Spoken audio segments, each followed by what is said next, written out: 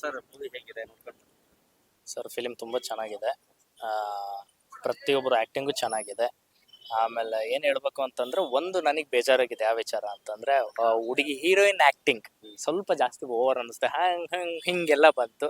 ಅದೊಂದು ನಾನು ಪ್ರೇಮ್ ಸರಿಗೆ ಹೇಳೋದೇನಂದ್ರೆ ಇವಾಗಿನ ಟ್ರೆಂಡಿಗೆ ತಕ್ಕಂತೆ ಅದೊಂದು ಬೇಡ ಅಷ್ಟೇ. ಇನ್ನು ಬಿಟ್ಟರೆ ಪ್ರತಿಯೊಬ್ಬರು ಆ್ಯಕ್ಟಿಂಗು ಪರ್ಫೆಕ್ಟಾಗಿ ಮಾಡಿದ್ದಾರೆ. ಆಮೇಲೆ ಸುದೀಪ್ ಸರ್ ಇಂದು ನಾನು ಹೇಳಕ್ ಹೋಗಲ್ಲ, ಅವ್ರದ್ದು ಹೇರ್ ಸ್ಟೈಲು ಅದಕ್ಕೆ ಖಡಕ್ ಆ್ಯಕ್ಟಿಂಗ್ ಮಾತ್ರ ಸಖತ್ತಾಗಿದೆ. ಅದನ್ನ ನೀವು ಬಂದು ನೋಡಿದ್ರೇ ಚೆನ್ನಾಗಿ. ನಾನು ಎಷ್ಟು ನಿಮಿಷ ಇದೆ ಅದು ಯಾವುದು ಹೇಳಕ್ ಹೋಗಲ್ಲ. ಪ್ರೇಮ್ ಸರಿಗೆ ಒಂದು ಸಜೆಷನ್, ಅದು ಹಳ್ಳಿ ಭಾಷೆ ಥರದಲ್ಲಿ ಸ್ವಲ್ಪ ಹಂಗೆ ಅದೊಂದು ಬೇಡ ಅಷ್ಟೇ. ಇದೊಂದು ನನ್ನ ಸಜೆಷನ್. ಇವಾಗಿನ ಟ್ರೆಂಡಿಗೆ ತಕ್ಕಂತೆ ಇರಬೇಕಿತ್ತು. ಆಮೇಲೆ ಇನ್ನೊಂದು ಏನಪ್ಪ ಅಂತಂದ್ರೆ ಈ ಲೊಕೇಶನ್ ಎಲ್ಲದು ಸೆಟ್ಸಲ್ಲಿ ಹಾಕಿದ್ದಾರೆ. ಅದೊಂದು ಯಾಕೋ ನನಗೆ ರಿಯಾಲಿಟಿ ಇದ್ದಿದ್ರೆ ಚೆನ್ನಾಗಿರ್ತಿತ್ತು ಅಂತ ನನ್ನ ವೈಯಕ್ತಿಕ ಅಭಿಪ್ರಾಯ. ಬಿಟ್ರೇನು ಎಲ್ಲರದ್ದು ಆ್ಯಕ್ಟಿಂಗು ಸೂಪರ್. ಫಿಲಿಮ್ ಮಾತ್ರ ಎಲ್ಲರೂ ಕನ್ನಡ ಫಿಲಿಮ್ ಬಂದು ನೋಡ್ರಿ. ಇದು ನಾನು ಧ್ರುವ ಸರ್ಜಾ ಧ್ರುವ ಸರ್ಜಾ ಸರ್ ಅವ್ರು ಯಾವಾಗಲೂ ಸಖತ್ತಾಗಿ ಮಾಡಿದ್ದಾರೆ. ನಾವು ಒಳ್ಳೆ ಸಿನಿಮಾ. ನಾವು ಎಲ್ಲಾರ ಫಿಲಿಮು ನೋಡ್ತೀವಿ, ಎಲ್ಲಾ ಫ್ಯಾನ್ಸಿನ ಫಿಲಿಮು ನೋಡ್ತೀವಿ ನಾವು. ಅವರು ಇವರು ಅಂತಲ್ಲ ಅನ್ನಲ್ಲ.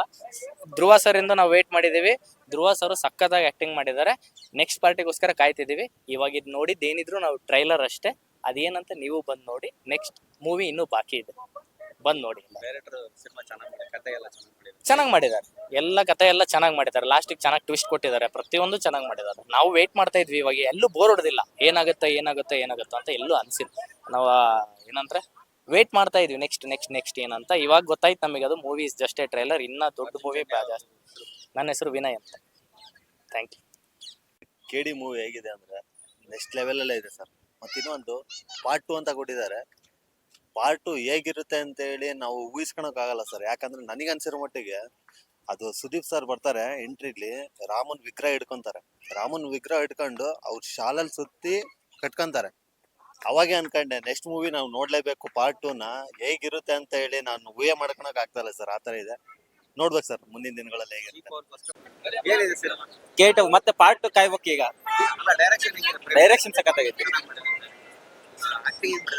ಆಕ್ಟಿಂಗ್ ಎಲ್ಲ ಚೆನ್ನಾಗೈತಿ. ಹೇಳ್ತಿದ್ದಾರೆ ಅಷ್ಟೇ. ಫಿಲಮ್ ಡಿಫ್ರೆಂಟ್ ಆಗಿ ಏನಾರು ಮಾಡಿದ್ದಾರೆ. ಆಕ್ಟಿಂಗ್ ಚೆನ್ನಾಗೈತಿ. ಡಿಫ್ರೆಂಟ್ ಆಗಿ ಏನೂ ಮಾಡಿಲ್ಲ. ಆಕ್ಟಿಂಗ್ ಚೆನ್ನಾಗೈತಿ. Music direction, heroine acting, heroine actors professional ಇರೋದಕ್ಕೆ ಕರ್ಕೊಂಡಿರ್ತಾರೆ. ಬಟ್ ಆಕ್ಟಿಂಗ್ ಬಗ್ಗೆ ಮಾತಾಡೋಕ್ಕಿಂತ ಕಥೆನ ಡಿಫ್ರೆಂಟ್ ಆಗಿ ಕಲೆಕ್ಟ್ ಮಾಡ್ಕೋಬೇಕಾಗಿತ್ತು. ಬಟ್ ಅದನ್ನ ಕಲೆಕ್ಟ್ ಮಾಡ್ಕೊಂಡಿಲ್ಲ. ಮತ್ತೆ ಹೊಸದಾಗಿ ಏನು ಇಲ್ಲ. ಬಟ್ ಬಜೆಟ್ ಅಂದ್ರೂ ತುಂಬಾನೇ ಹಾಕಿದ್ದಾರೆ. ಬಜೆಟ್ ಅಲ್ಲಿ ಏನಿಲ್ಲ. ಬಟ್ VFX ಅಲ್ಲಲ್ಲೇ ತುಂಬಾ ಹಳೆಯದಾಗ್ತಾ ಹೋಯ್ತು. ಸೊ ಗೊತ್ತಾಗುತ್ತೆ ಸಂಜಯ್ ದತ್ ಅವರ ಒಂದು ತಲೆ ತಗೊಂಬರೋದಾಗ್ಲಿ, ಒಂದ್ ಸ್ವಲ್ಪ ಇಷ್ಟು 3 ವರ್ಷ ಕಾದಿದ್ಕು ಅದ್ರಲ್ಲಿ ಮಾಡಿರೋಂತ VFX ಇಂದಾಗ್ಲಿ ಮತ್ತೆ ಎಡಿಟಿಂಗ್ ಆಗ್ಲಿ ತುಂಬಾ ಓಲ್ಡ್ ಆಯ್ತು. ಸೊ ಆ ತರದಾಗಿ ಬಹಳ ಮಿಸ್ಟೇಕ್ಸ್ ಇದಾವೆ. ಒಟ್ಟಾರೆ ಫಿಲಮ್ ಒನ್ ಟೈಮ್ ವಾಚ್ ಆಗ್ಬೋದು. ಅಭಿಷೇಕ್ ಅಂತ ಕೆಡಿಮಿ ಫಸ್ಟ್ ಹಾಫ್ ತುಂಬಾ ಲೆಂತ್ ಎಳೆದಿದ್ದಾರೆ. ಸೆಕೆಂಡ್ ಹಾಫ್ ಮಾತ್ರ ಆಕ್ಟಿಂಗ್ ಎಲ್ಲ ಚೆನ್ನಾಗಿದೆ. ಸ್ಕ್ರೀನ್ ಪ್ಲೇ ಎಲ್ಲ ಚೆನ್ನಾಗಿದೆ. ಸ್ಲೀಪರ್ ಆಕ್ಟಿಂಗ್ ಲಾಸ್ಟಿಗೆ ಒಂದು 2 ಮಿನಿಟ್ಸ್ 3 ಮಿನಿಟ್ಸ್ ಇದೆ. ಚೆನ್ನಾಗಿದೆ. ಸೆಕೆಂಡ್ ಎಲ್ಲ ಚೆನ್ನಾಗಿದೆ. ಮ್ಯೂಸಿಕ್ ಚೆನ್ನಾಗಿದೆ. ಎಲ್ಲ ಚೆನ್ನಾಗಿದೆ. ಫಸ್ಟ್ ಹಾಫ್ ಮಾತ್ರ ಸ್ವಲ್ಪ ಎಳೆದಿದ್ದಾರೆ. ಧ್ರುವ ಸರ್ಜಾರಿಗೆಲ್ಲ ಅನ್ಸುತ್ತೆ. ಸೆಕೆಂಡ್ ಹಾಫ್ ಮಾತ್ರ ಆಕ್ಟಿಂಗ್ ಎಲ್ಲ ಚೆನ್ನಾಗಿದೆ. ಡೈರೆಕ್ಷನ್ ಅಂತೂ ಸೂಪರ್.